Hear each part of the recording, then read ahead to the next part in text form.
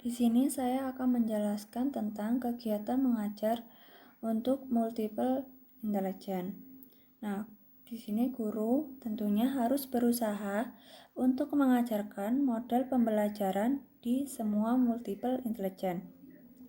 Beberapa cara untuk memperkenalkan model pembelajaran atau menindaklanjuti proses pembelajaran yang menguatkan dan adanya pengalaman tambahan untuk anak. Berikut terdapat beberapa model pembelajaran untuk kegiatan belajar mengajar. Yang pertama, hari karir. Nah, hari karir ini di mana guru bekerja sama dengan orang-orang yang memiliki profesi berbeda-beda.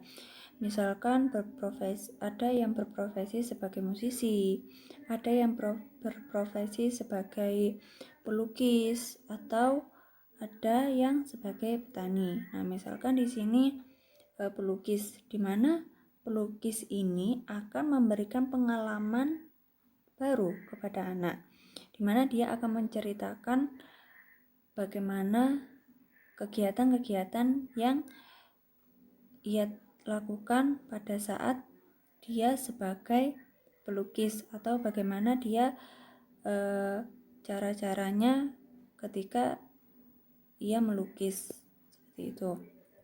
Lalu yang kedua, ada kunjungan lapangan.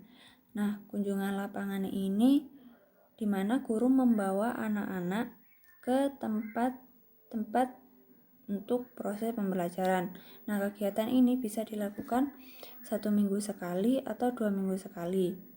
Nah, misalkan kunjungan lapangan ini bisa dilakukan untuk mengunjungi contohnya perpustakaan, terus ada kebun binatang, ataupun ada museum. Nah, di sana anak diminta untuk belajar secara langsung di tempat-tempat tersebut. Jadi, tidak hanya berada di lingkungan sekolah ataupun di dalam kelas. Lalu yang ketiga, biografi. Nah, biografi di sini anak belajar untuk mengenal orang-orang di sekitarnya atau orang-orang yang terkenal, yang mudah, yang sering muncul pada kehidupan anak. Atau juga bisa dengan belajar dengan cara anak mengenal dirinya sendiri. Misalkan mengenal dia namanya siapa, nama lengkapnya siapa, sekarang umurnya berapa, lalu dia tinggal bersama siapa, nama ibunya siapa, nama ayahnya siapa, seperti itu. Jadi lebih mendalami biografi dirinya sendiri. Rencana pelajaran. Nah, rencana pelajaran di sini guru terlebih dahulu merancang terkait kegiatan-kegiatan apa saja yang akan dilakukan pada proses pembelajaran. Nah, pada proses pembelajaran ini tentunya terkait dengan kecerdasan multiple intelligence ini. Nah, di sini guru menyediakan beberapa proses pembelajaran terkait dengan multiple intelligence. Misalkan ada kegiatan yang mencangkup logis matematik, terus ada yang visual spasial, terus ada yang musik, seperti itu, dimana nanti di pembelajaran tersebut anak diminta untuk memilih pembelajaran tersebut sesuai dengan minat anak. Selanjutnya, kegiatan pengalaman cepat.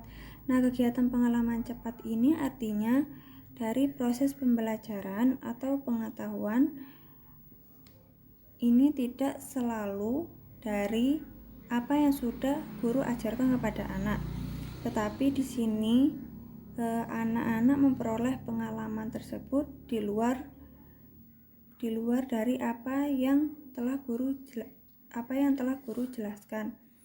Misalkan anak mengetahui nyanyian-nyanyian di lingkungannya, misalkan nyanyian rukun iman seperti itu.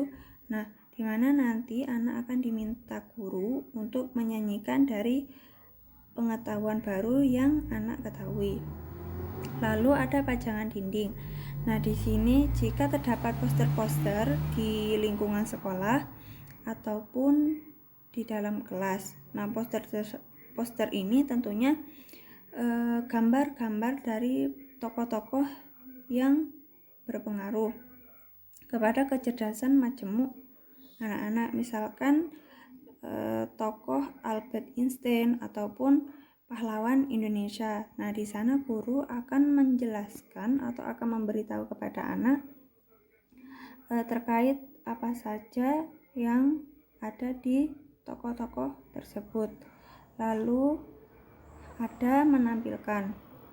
Nah, menampilkan di sini menampilkan produk atau karya yang dibuat oleh anak di sekolah. Nah, penampilan ini tentunya tidak hanya berpacu pada satu penampilan. Bisa saja nanti misalkan dibuatkan pentas seni, di mana di situ terdapat beberapa anak yang menampilkan karyanya seperti menampilkan tarian ataupun menampilkan membacakan puisi, lalu ada yang menampilkan drama seperti itu. Lalu tabel multiple intelligence. Nah, tabel multiple intelligence ini proses pembelajarannya yaitu dengan menyiapkan 8 meja di ruang kelas. Nah, masing-masing diberi label jelas dengan tanda yang merujuk pada salah satu dari 8 kecerdasan. Di setiap meja diletakkan kartu aktivitas yang menunjukkan apa yang harus dilakukan anak, yaitu di kata Smart Table. Siswa dapat melakukan kegiatan menulis di nomor Smart Table. Nah, untuk kegiatan matematika atau sains itu terdapat pada meja yang bergambarkan cerdas. Lalu kegiatan menggambar di meja dengan tulisan tubuh cerdas. Lalu untuk kecerdasan musik ini di meja orang pintar. Lalu kegiatan kooperasi ini berada di meja cerdas diri. Terus kegiatan individual berada di meja pintar alam. Terus kegiatan yang melibatkan mengamati binatang atau tumbuhan itu juga berada di meja pintar alam. Nah, bagilah anak-anak secara merata menjadi 8 kelompok dengan menetapkan masing-masing kelompok ke tabel tertentu.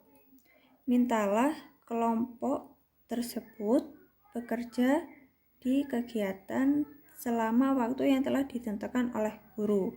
Nah, kemudian untuk memulai permainan ini guru memberikan sinyal, misalkan memberikan sinyal dengan bunyian, peluit, ataupun suara lonceng. Lalu di sana anak akan mulai permainan dengan urutan sesuai dengan arah jarum jam. Perburuan kecerdasan manusia. Nah, perburuan kecerdasan manusia ini biasanya pembelajaran yang dilakukan ketika tahun ajaran baru atau ketika pertama kali anak berada di lingkungan sekolah. Nah, tujuannya apa? Agar anak bisa mengenal satu sama lain. Nah, permainan yang bisa dilakukan guru ini bisa dengan perburuan harta karun, di mana nanti anak-anak akan dibagi menjadi beberapa kelompok sesuai dengan karakter kecerdasan multiple intelligence ini. Nah, nanti di sana anak akan memilih benda-benda yang akan mengelompokkan teman-teman tersebut. Nanti setelah itu anak akan mengenal satu sama lain. Nah, ketika sudah mengenal, nanti anak-anak diminta untuk saling bekerja sama untuk menemukan peti harta karun ini. Nah, di dalam peti harta karun ini, guru juga sudah memberikan beberapa hadiah yang unik untuk anak-anak. Game papan. Nah, game papan ini bisa guru buat sendiri terkait 8 kecerdasan multiple intelligence. Nah, misalkan di sini permainannya nanti anak-anak diminta untuk memilih terkait kartu-kartu yang sudah guru potong menjadi beberapa bagian. Nah, sesudah anak memilih, nanti anak akan ditutup matanya, lalu guru akan menjelaskan beberapa yang terkait dengan kecerdasan multiple intelligence tersebut. Nah, misalkan kecerdasan logis matematik itu dimana guru bisa menjelaskan hewan yang berkaki 4 seperti itu. Nanti sesudah guru menjelaskan, anak diminta untuk membuka penutup matanya, lalu anak-anak akan mencari apa yang sesuai dengan guru katakan tersebut, lalu akan menempelkan di papan. Lalu multiple intelligence cerita, lagu, dan drama. Nah, di sini anak-anak bisa belajar dengan bercerita, menyanyi, ataupun bermain drama. Nah, tentunya dalam hal ini guru menciptakan sendiri untuk mengajarkan ide kecerdasan anak-anak. Jadi tidak berpatok misalkan pada buku ataupun pada video-video seperti itu. Jadi di sini guru merancang sendiri cerita, nyanyian, ataupun drama yang akan dilakukan bersama-sama. Bisa saja guru nanti bisa bekerja sama dengan anak terkait ide-ide apa yang diperoleh guru, apa juga yang diperoleh anak. Misalkan di sini kegiatan drama. Nah, di mana kegiatan drama tersebut bisa contohnya terdapat 8 anak yang berpetualang yang tidak saling mengenal untuk pergi kepada dunia ajaib seperti itu. Saya Nuzulul Angreta Sukma NIM 103 akan melanjutkan penjelasan dari Mbak Neni. Nah, di sini saya akan menjelaskan tentang orang tua melakukan proses penilaian. Nah, proses penilaian yang digunakan untuk anak-anak berfungsi untuk melibatkan orang tua dalam penilaian yang digunakan bersama oleh semua anak. Pertemuan orang tua dengan anak sebelum berangkat sekolah dapat menumbuhkan rasa kebatinan antara orang tua dengan anak. Berbeda dengan anak yang biasanya tidak bertemu dengan orang tua. Semisal, orang tua tersebut sibuk bekerja sehingga tidak ada waktu untuk anaknya.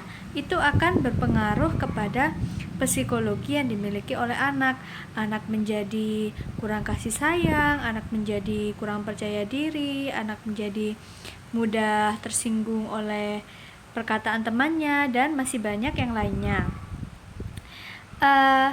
Di sini orang tua dapat berpartisipasi. Di sini orang tua bisa berpartisipasi ikut ke dalam proses penilaian yang dilakukan oleh guru di sekolah. Semisal orang tua tersebut sibuk bekerja. Nah, meskipun seperti apapun orang tua ini sibuk bekerja, dia harus menyempatkan sedikit waktu untuk anaknya. Nah, dengan cara misalnya orang tua tersebut bekerja, nanti ketika pulang sekolah dia menyempatkan waktu untuk menjemput anaknya, untuk berbincang-bincang dan yang lainnya. Karena kalau tidak begitu nanti orang tua dengan anak itu akan mempunyai rasa canggung atau merasa tidak dekat dengan orang tuanya, sehingga anak tersebut merasa dia itu kurang kasih sayang. Nah, selanjutnya ada perlakuan orang tua terhadap anak disabilitas. Ketika orang tua menemukan bahwa bayi atau balita mereka mengalami keterlambatan berkembang atau disabilitas, mereka segera mengetahui pentingnya penilaian pada anak, dikarenakan penilaian kepada setiap anak itu berbeda. Penilaian terhadap anak normal saja antara yang satu dengan yang lainnya itu berbeda, apalagi penilaian terhadap anak disabilitas. Itu tentunya pasti mempunyai poin-poin khusus yang berbeda dengan anak-anak yang lain, supaya dia tidak merasa disingkirkan, merasa diasingkan oleh orang-orang di sekitarnya. Pendekatan yang utama yang terpenting ada di orang tua dan ada di keluarga yang lainnya. Di dunia ini tidak ada seorang pun yang menginginkan anaknya itu terlahir memiliki kekurangan atau disabilitas. Akan tetapi jika anak sudah terlahir memiliki kekurangan atau disabilitas, kita sebagai orang tua harus lapang dada menerima dan harus tetap memperlakukan anak tersebut seperti memperlakukan anak-anak yang lainnya.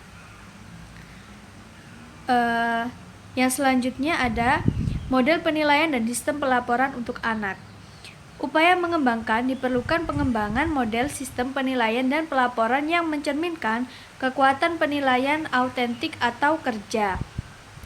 Para pemimpin pendidikan dan spesialis untuk pengukuran anak-anak telah bekerja keras merancang dan menguji coba metode. Selanjutnya yang terakhir adalah pemasangan perintah input untuk penilaian dan perencanaan. Masukan untuk orang tua dalam penilaian atau perencanaan harus dibangun ke dalam sebuah konferensi.